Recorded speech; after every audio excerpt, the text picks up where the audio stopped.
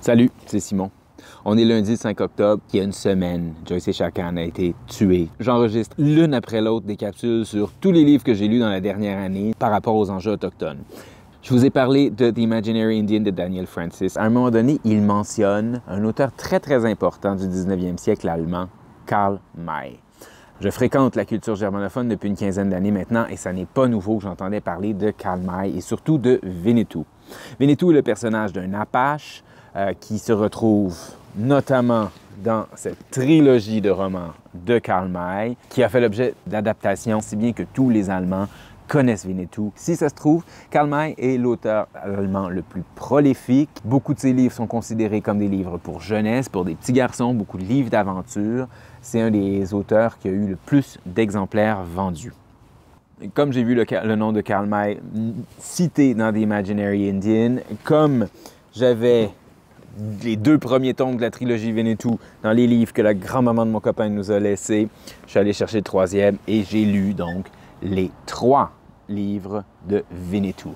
Ça fait partie de ces genres de livres que des gens ont dit « Ah, moi j'ai lu ça quand j'étais enfant » ou sinon les gens le connaissent sans l'avoir lu. Karl May est né en 1842, mort en 1912. Winnetou fait son apparition autour de 1875, donc dans des romans à feuilleton, des romans populaires. Tout ce que Daniel Francis dit au sujet de l'image des Indiens, ça se retrouve ici. D'abord, Karl May n'a jamais mis les pieds en Amérique du Nord, ou du moins s'il l'a fait, c'est bien après avoir publié ces livres-là. Donc, toute la documentation qu'il donne, c'est à partir de livres qu'il a lui-même lus. Donc, on est dans le cas d'un double filtre.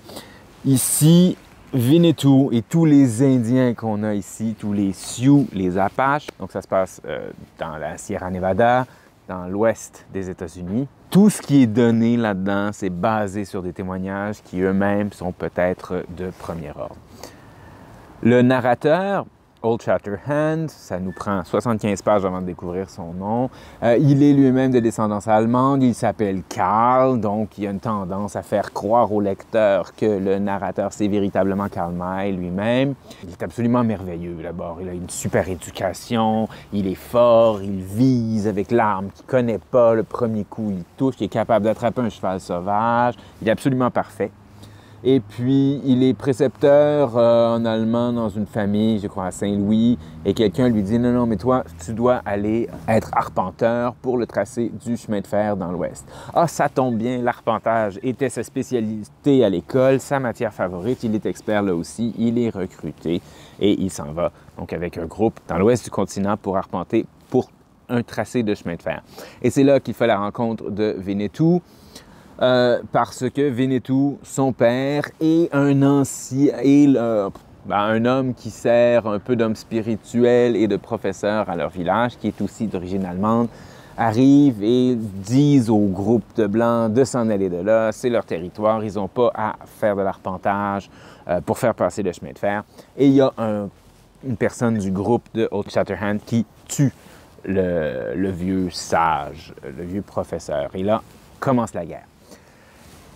Le narrateur est tout de suite tombé en amitié, en admiration devant le jeune Winnetou. Ils ont à peu près le même âge. Et Winnetou, c'est exactement ce que Daniel Francis dit de l'image que les Blancs ont donnée des Autochtones. Il est beau, jeune, sage, guerrier, intrépide. Il n'est pas particulièrement sanguinaire parce qu'il y a eu justement l'éducation catholique de l'autre vieux. Donc, il y a plus la morale chrétienne, la morale charitable de ne pas tuer ses ennemis si ce n'est pas nécessaire. Donc, il résiste à la tentation de les scalper. Il est placide, il ne fait presque jamais paraître d'émotion, jamais d'humour. Il y a un moment où il est peut-être amoureux. Il est archi unidimensionnel. Le narrateur aussi. Lui, il est parfait. Les méchants sont méchants, les gentils sont gentils. Les Indiens qu'il rencontre, les autres tribus, sont effectivement sanguinaires, des éléments de torture très forts. C'est beaucoup des aventures et on sent pourquoi ça a notamment été vendu dans un public enfant, jeune garçon. Quoique, honnêtement, enfant, style 19e ensuite, donc c'est pas une prose particulièrement vive. Honnêtement, ça devient vraiment plate. En plus, on sent un peu, mais là, ça c'est moi, On sent que le premier tombe, OK, ça va, ça se tient. Et puis là, on arrive au deuxième, puis je fais comme, est-ce que j'ai pris le bon livre dans le bon ordre? C'est-à-dire que ça saute. Il y a des éléments de l'intrigue qui sont laissés en suspens. Le deuxième est comme complètement intercalé, comme s'il avait récupéré des choses d'autres récits et d'autres romans avec, encore là, des coups de fusil, des cow-boys. Ils ne s'appellent pas cow-boys là-dedans, mais des aventuriers occidentaux qui sont habitués dans le Far West, dans les déserts, dans les dunes. Et le troisième, on revient un petit peu sur l'intrigue du début. Je suis content de l'avoir lu parce que c'est un élément important de l'imaginaire allemand, germanophone. C'est très, très, très connu. Ça a influencé probablement beaucoup comment les germanophones perçoivent les Autochtones, mais en même temps, ça correspond tout à fait à ce que Daniel Francis disait sur comment les Blancs canadiens dépeignent les Indiens. Donc, j'ai trouvé ça vraiment fascinant, beaucoup plus que bon. Et pourtant, ça continue à être publié. Ici, on nous dit justement que Karl May était un des auteurs importants pour Hermann Hesse, Ernest Bloch, Albert Einstein. Donc, c'est véritablement quelqu'un qui a une grande importance et qui a été beaucoup lu, notamment par les auteurs lorsqu'ils étaient enfants.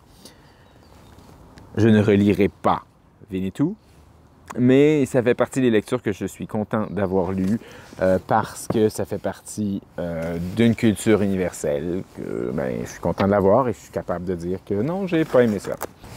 Alors, c'était mes impressions de lecture de Winnetou de Karl May. Bonne lecture.